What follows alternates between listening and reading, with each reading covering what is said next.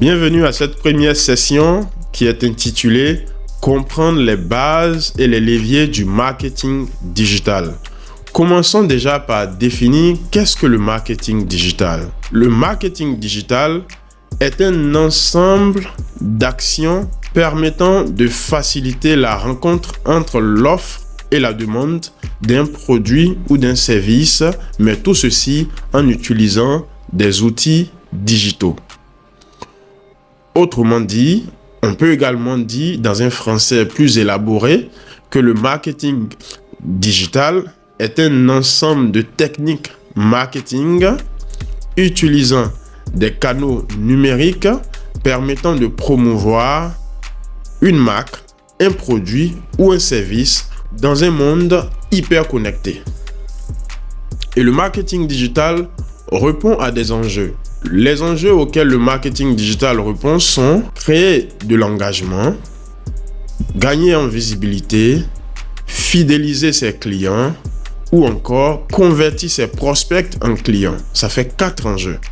Ce qui est tout à fait normal parce qu'aujourd'hui, nous sommes dans un monde dans lequel, avant qu'une personne ne se lance dans l'achat d'un produit sur Internet, les premiers réflexes de cette personne sont d'abord de faire des recherches sur le produit, de comparer le prix du produit d'un vendeur X au prix d'un autre vendeur Y, de recueillir les avis des clients qui ont déjà acheté le produit afin de se rassurer de la qualité du produit. Et donc tout ceci dans un monde hyper connecté. Ceci est possible grâce à la création de contenu pour les marques qui vendent, mais aussi à la création de contenu pour les clients ayant déjà acheté le produit. Voici tout ce qui justifie les enjeux de cette formation pour les entrepreneurs et pour les personnes qui se lancent dans le métier du marketing digital. Essayons également de comprendre quelles sont les tendances clés en 2025 pour le marketing digital. La première tendance, c'est l'intelligence artificielle et la personnalisation des messages. Il faut dire que l'intelligence artificielle aujourd'hui est un allié du marketeur digital ou du community manager. C'est un outil indispensable dans la création de contenu et dans la personnalisation de messages.